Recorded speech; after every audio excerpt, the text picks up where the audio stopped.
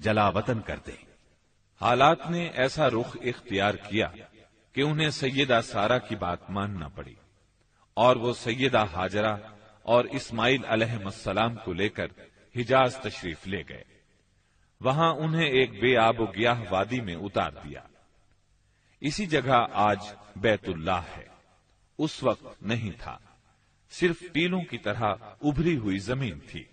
سیلاب آتا تو دائیں بائیں سے کترا کر نکل جاتا تھا۔ وہیں مسجد حرام کے بالائی حصے میں زمزم کے پاس ایک بہت بڑا درخت تھا۔ آپ نے ان دونوں کو اسی درخت کے پاس چھوڑا تھا۔ اس وقت مکے میں پانی تھا نہ انسان، اس لیے سیدنا ابراہیم علیہ السلام نے ایک توشہ دان میں کھجوریں اور ایک مشکیزے میں پانی رکھ دیا۔ اس کے بعد فلسطین واپس چلے گئے۔ ادھر چند ہی دن میں کھجوریں اور پانی ختم ہو گیا۔ سخت مشکل پیش آئی، مگر اس مشکل وقت میں اللہ کے فضل سے زمزم کا چشمہ پھوٹ پڑا اور ان کے لیے خوراک کا سامان بن گیا۔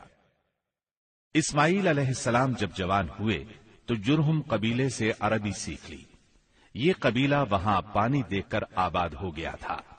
اس قبیلے کے لوگ انہیں پسند کرنے لگے تو ان لوگوں نے اپنے خاندان کی ایک خاتون سے ان کی شادی کر دی۔ اسی دوران میں سیدہ ہاجرہ کا انتقال ہو گیا۔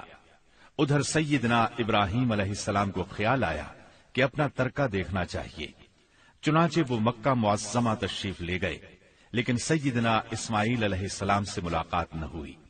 بہو سے حالات دریافت کیے، اس نے تنگ دستی کی شکایت کی۔ آپ نے وصیت کی کہ اسماعیل آئیں تو کہنا اپنے دروازے کی چوکھٹ بدل دیں۔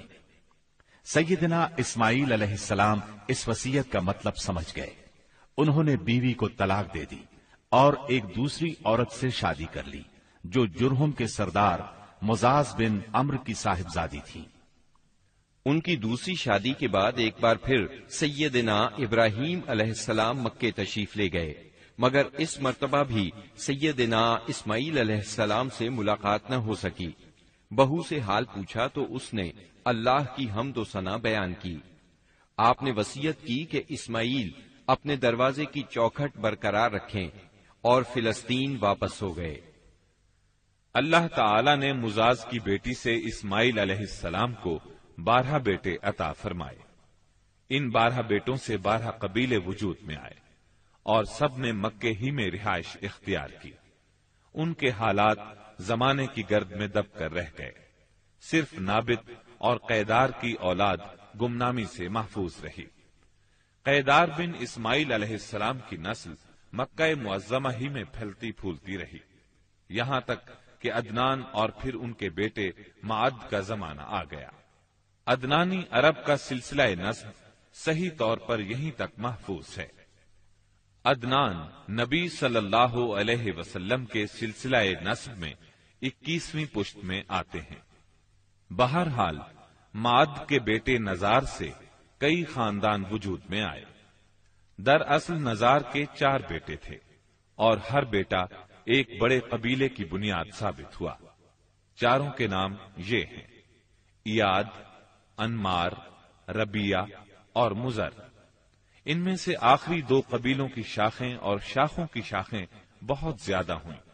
چنانچہ ربیہ سے اسد بن ربیہ، انزا، عبد القیس، وائل، بکر، تغلب اور بنو حنیفہ وغیرہ وجود میں آئے۔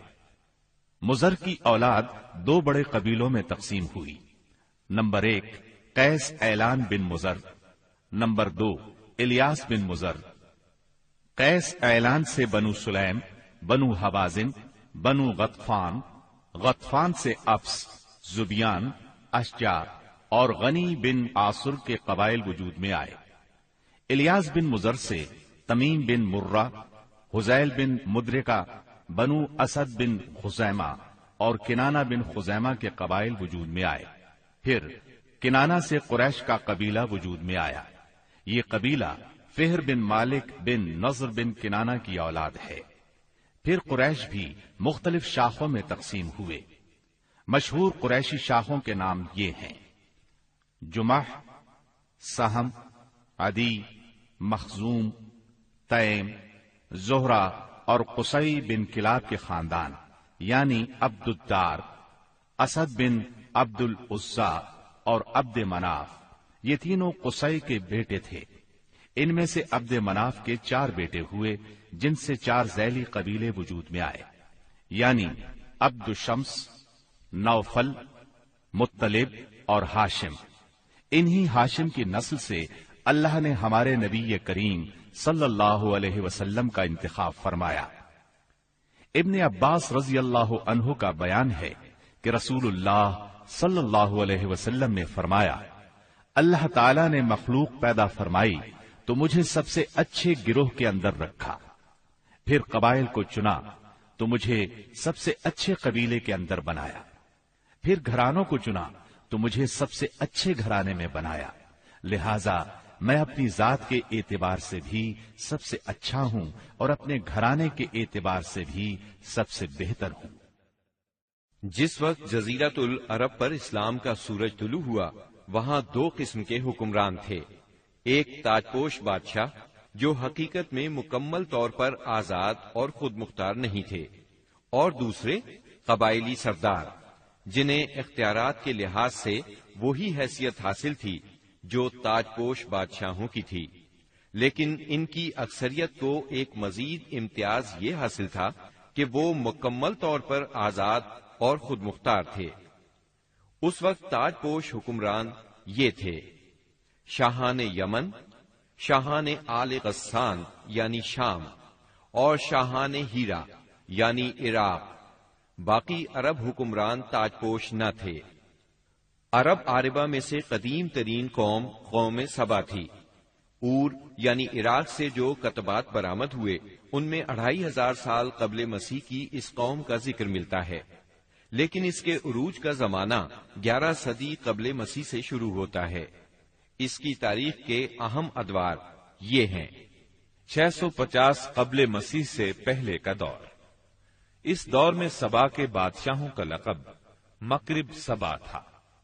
उनका पाए तख्त सिरवाह था, जिसके खंडरात आज भी मारिब के मगरिब में 1 दिन के फासले पर पाए जाते हैं। ये खंडरात खुरैबा के नाम से मशहूर हैं।